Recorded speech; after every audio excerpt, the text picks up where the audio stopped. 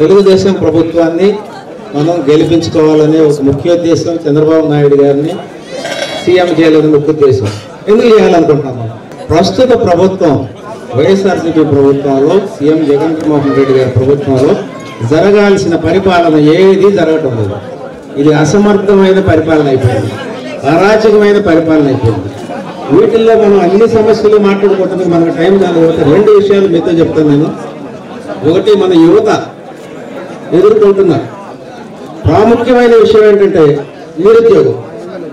ఎందుకు వస్తుంది నిరుద్యోగం? అందరూ మాట్లాడుతున్నారు గవర్నమెంట్ డిఎస్సీ లేదు, ఇంకోటి లేదని. గవర్నమెంట్ ఉద్యోగాలు మనకు వస్తున్న ఉద్యోగాలు ఎంత శాతం? 20% కూడా లేదు. 80% ఉద్యోగాలు పరిశ్రమలు ఇవ్వాలి మనకి. ఈ పరిశ్రమలు ఎందుకు రాలేకపోతున్నాయి? ఇక్కడికి పరిశ్రమలు రాకపోవడానికి కారణం అంటే, ఏ పరిశ్రమ అయినా ఏ ప్రాంతానికైనా రావాలంటే ఆ ప్రభుత్వం మీద, ఆ పరిశ్రమ పెట్టేవాడికి నమ్మకం కలగాలి. ఈ పరిపాలన బాగుంది, ఈయన అడ్మినిస్ట్రేషన్ బాగుంది, ఇన్ఫ్రాస్ట్రక్చర్ బాగుంది, మేము వస్తే వీడికి నాకు సౌకర్యాలు కల్పిస్తాడని ఒక నమ్మకం కల్పించాలి.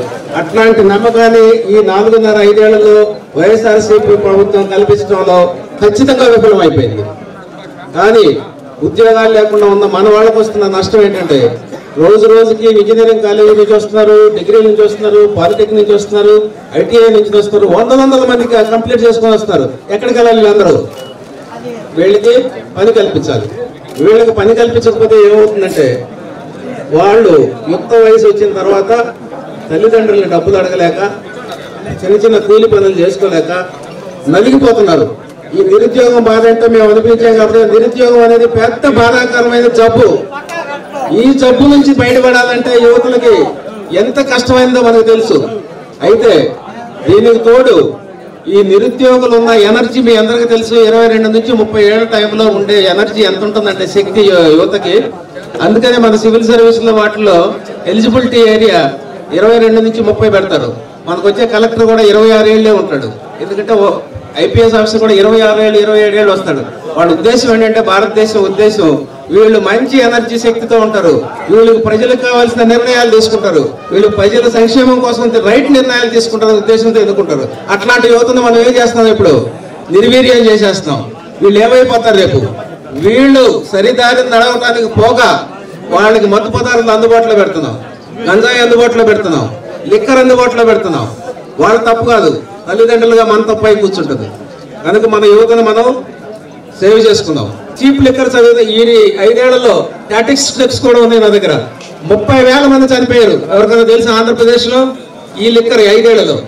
కేవలం కారణం లివరు, కిడ్నీ జబ్బులు. ఇది లిక్కర్ వల్లనే ఎఫెక్ట్ అయింది.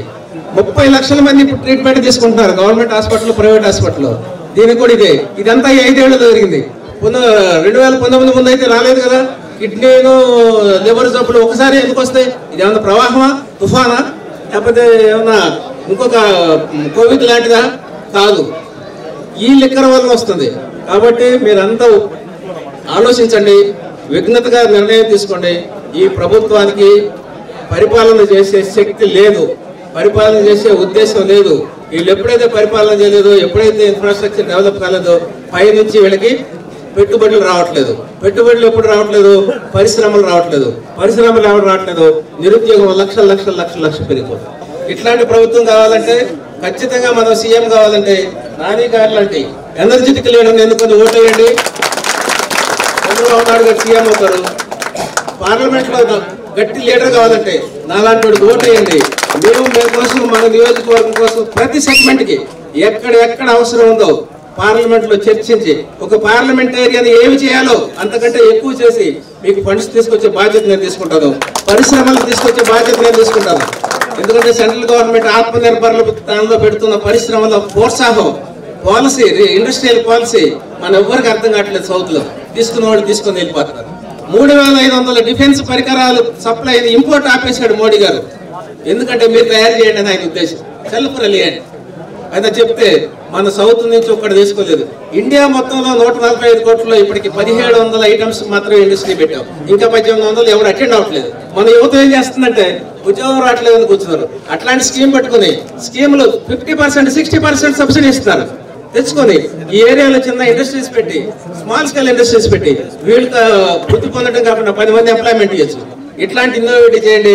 వీటన్నిటి కోసం నా ఆఫీస్ ఆల్రెడీ చిత్తూరులో పెట్టాను. హెల్ప్ డెస్క్ అని కూడా పెడుతున్నాను. ఎవరికన్నా ఉత్సాహవంతులై మీరు చేయాల్సిందే, గవర్నమెంట్ చేయదు. మీరు చేయండి అని గవర్నమెంట్ ఎప్పుడు చెప్పదు. మీరు చేసినండి మేము సబ్సిడీ ఇస్తాం, మీరు చేసినండి మీ పాలసీ తీసుకోండి, ప్రపోజల్ చేయండి, మేము ఇస్తాం అంటాం. ఇదే